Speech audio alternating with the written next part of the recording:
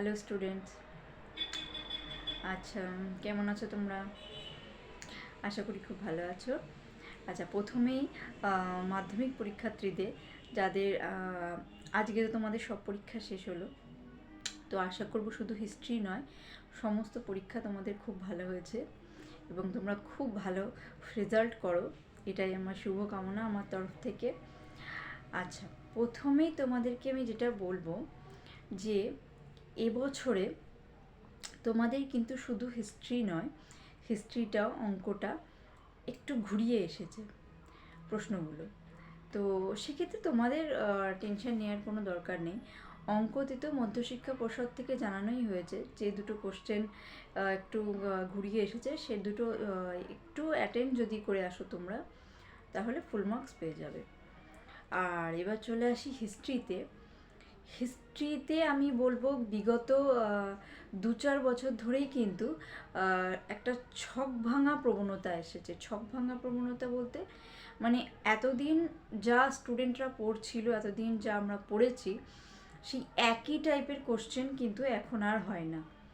এখন কী ধরনের কোশ্চেন আসে?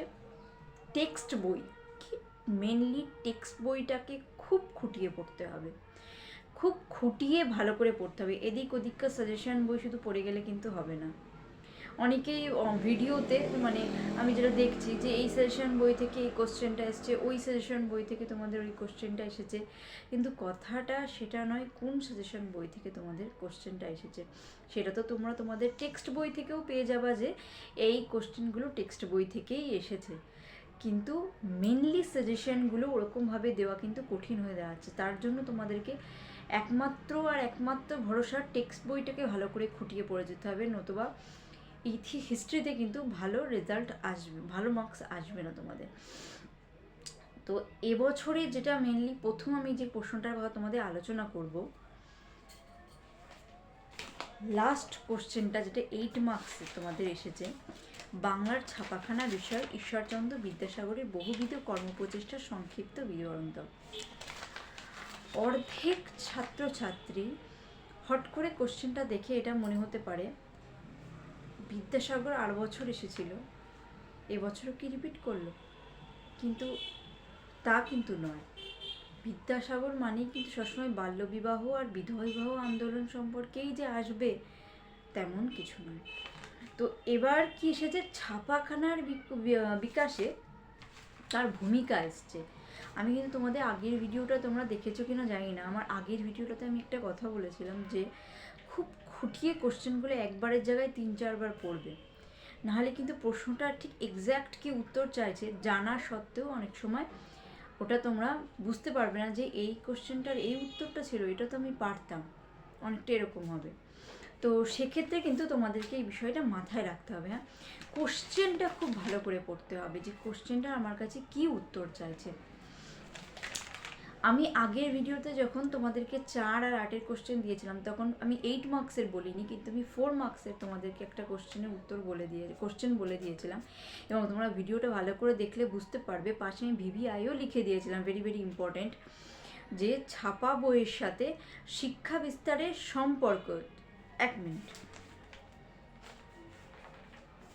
তোমাদের ছাপা বইয়ের সাথে শিক্ষা বিস্তারের সম্পর্ক, এই কোশ্চেনটা আমি তোমাদের 4 মার্কসের পড়ে যেতে বলেছিলাম খুব ভালো করে। এইটাই কিন্তু আর অন্য কিছু নয়, এই যে তোমাদের 8 মার্কসের এসেছে ঈশ্বরচন্দ্র বিদ্যাসাগরের ছাপাখানার বিষয়ে বহুবিধ কার্যকর্ম। তো আমি ওটা 8 মার্কসের এই জন্যেই বলিনি, কারণ আমার মনে হয়েছিল যে আমি সবসময় টেক্সটের উপর ভরসা করি, আমি নিজেও টেক্সটই পড়েছি সারা জীবন। তো টেক্সটে আমার মনে হয়েছিল এটা যে মাপের আছে হয়তো 4 মার্কসেরই এটা বেশি চান্স, কিন্তু না, 8 মার্কসের এসছে। কিন্তু সেটা কোনো ব্যাপার না, তোমরা যদি যেটা আমার মানে ভিডিওটা দেখেছিলে কিনা জানি না, কিন্তু তোমরা যে এই প্রশ্নটার উত্তর লিখে এসছো বা এই প্রশ্নটা পড়ে গিয়ে লিখেছো তার প্রত্যেকের এই উত্তরটা ঠিক হবে। অর্থাৎ মুদ্রণ শিল্পে, অথবা এটা এরকমও কোশ্চেন আসতে পারতো যে বাংলার মুদ্রণ শিল্পে ঈশ্বরচন্দ্র বিদ্যাসাগরের অবদান, বা তার সেটা না এসে ছাপা বইয়ের সাথে শিক্ষা বিস্তারের সম্পর্ক আসলেই হয়তো তোমরা খুব ভালো বুঝতে পারতে, কিন্তু প্রশ্নটা একটু ঘুরিয়ে এসছে এই যা। আচ্ছা, আমি তোমাদের কোশ্চেন প্রথম কথা সলভ করে দিয়েছি।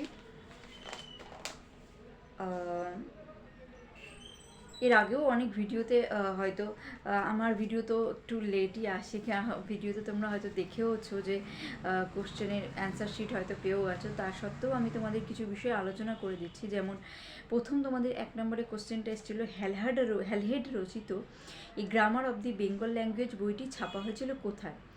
উত্তরটা হবে হুগলিতে। মাসিক সন্দেশ পত্রিকা প্রথম প্রকাশিত হয় 1913 খ্রিস্টাব্দে। কৃষক প্রজাপার্টি গঠন করেছিলেন ফজলুল হক। স্বামী বিদ্যানন্দ বিহারে কৃষক আন্দোলনের নেতৃত্ব দিয়েছিলেন অসহযোগ আন্দোলনে। বাংলায় শ্রমিক আন্দোলনের সঙ্গে যুক্ত ছিলেন অশ্বিনী কুমার দত্ত। কোল বিদ্রোহ দমনে কোম্পানির সেনাবাহিনীর নেতৃত্ব দেন ক্যাপ্টেন উইলকিনসন। আর ঔপনিবেশিক ভারতের প্রথম রাজপ্রতিনিধি ছিলেন লর্ড ক্যানিং। বিরূপ বজ্র তার আগে আছে বঙ্গভাষা প্রকাশিকা সভার কার্যকলাপের সঙ্গে যুক্ত ছিলেন কালীনাথ রায়চৌধুরী। বিরূপ বজ্র গ্রন্থটির সঙ্গে যুক্ত ছিলেন উপেন্দ্র কিশোর রায়চৌধুরী। বঙ্গলক্ষ্মীর ব্রতকথা রচনা করেন রামেন্দ্র সুন্দর ত্রিবেদী। জয়শ্রী পত্রিকার সম্পাদিকা ছিলেন লীলা নাগ। সূর্য সেন শহীদ হন 1934 সালে। ব্রিটিশ পার্লামেন্ট ভারতীয় স্বাধীনতা আইন পাশ করে 18 জুলাই 1947 খ্রিস্টাব্দে। রাজ্য পুনর্গঠন কমিশনের সভাপতি কে ছিলেন? ফজল আলী। প্রথম বাংলা দৈনিক সংবাদপত্র সংবাদ প্রভাকর। বঙ্গদর্শন প্রথম প্রকাশিত হয় 1872 খ্রিস্টাব্দে। হিন্দু মেট্রোপলিটন কলেজ প্রতিষ্ঠা করেন রাধাকান্ত দে। এই কোশ্চেনটা বেশিরভাগই কিন্তু আসে না। কোন কোশ্চেনটা? কলকাতা মেডিকেল কলেজ প্রতিষ্ঠার জন্য কে জমি দান করেন? কারণ কত খ্রিস্টাব্দে প্রতিষ্ঠা হয় এইটাই বেশিরভাগ আসে। তো এটা উত্তরটা হবে মতিলাল শীল। দ্য রিফর্মার পত্রিকার সম্পাদক প্রসন্ন কুমার ঠাকুর। আচ্ছা, এরপরে তোমাদের ঠিক ভুল নির্ণয়। স্বামী সহজানন্দ ছিলেন বারদৌলি আন্দোলনের অন্যতম নেতা। এটা হবে ভুল। নিখিল ভারত ট্রেড ইউনিয়ন কংগ্রেসের প্রধান সভাপতি ছিলেন চিত্তরঞ্জন দাস। ভুল। কৃষ্ণকুমার মিত্র ছিলেন অ্যান্টি সার্কুলার সোসাইটির সভাপতি। ঠিক। All India scheduled caste federation প্রতিষ্ঠা করেন বি.আর. আম্বেদকর। ঠিক। একটি স্থানীয় ইতিহাস গ্রন্থের নাম রাজতরঙ্গিনী। কোন বছর প্রথম রেল যোগাযোগ ব্যবস্থা শুরু হয়? 1853 সালে। কোন বছর কলকাতা বিজ্ঞান কলেজ প্রতিষ্ঠিত হয়? 1914 সালে। কোন বিদ্রোহে সুইমুন্ডা নেতৃত্ব দেয়? এটা খুবই সহজ, কোল বিদ্রোহের। রেভারেন্ড কৃষ্ণমোহন বন্দ্যোপাধ্যায় কস্তমের সাথে খস্তম মেলাতে হবে এবার। রেভারেন্ড কৃষ্ণমোহন বন্দ্যোপাধ্যায় ভারত সভার সঙ্গে যুক্ত ছিলেন। আচ্ছা, বিদ্যাসাগর নারী শিক্ষার সাথে, মিনু মাসানি কংগ্রেস সমাজতন্ত্রী দলের সাথে, কল্পনা দত্ত বিপ্লবী কার্যকলাপের সাথে।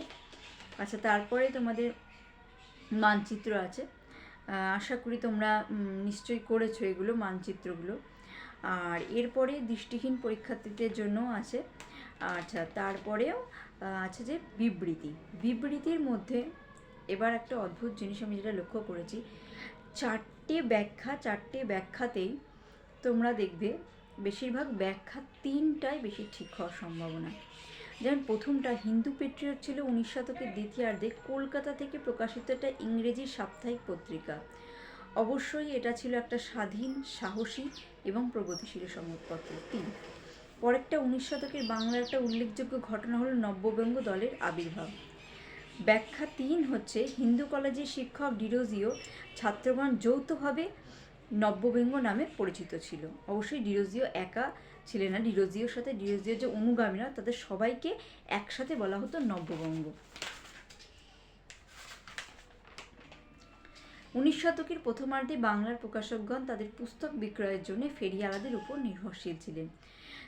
এটাও ওই সময় ফেরিয়ালাদের মাধ্যমে অধিক সংখ্যক মানুষের কাছে বই পৌঁছানো ছিল সহজ এবং সুলভ। আচ্ছা, এরপরে 1949 খ্রিস্টাব্দের জানুয়ারি মাসে জুনাগড় রাজ্যটি ভারতীয় ইউনিয়নের অন্তর্ভুক্ত হয়। জুনাগড় রাজ্যটি কিন্তু গণভোটের মাধ্যমে ভারতের ইউনিয়নে যুক্ত হয়েছিল। আচ্ছা, এরপর 2 নম্বরগুলো আমি আলোচনা এই জন্য করছি না, কারণ 2 নম্বরগুলো আমি বলবো যে খুবই সহজ এসেছিল। আর 2 নম্বরগুলো আশা করি হয়তো তোমরা পেরেছো, কারণ বারাসাত বিদ্রোহ, অলিন্দ যুদ্ধ, সুরেন্দ্রনাথ কেন স্মরণীয়, শেখ আবদুল্লাহ, দাঁড় কমিশন, 70 বছর, মিরাট ষড়যন্ত্র মামলা, এগুলো খুবই সহজ কোশ্চেন। 2 নম্বরের কোশ্চেনগুলো খুবই সহজ এসেছিল তোমাদের। কিন্তু পরের ভিডিওটাতে আমি 4 মার্কস আর 8 মার্কসের প্রশ্নগুলো কী উত্তর তোমরা দিয়েছো বা কী উত্তর দেওয়া উচিত ছিল, আমি এই বিষয়টা নিয়ে আলোচনা করছি।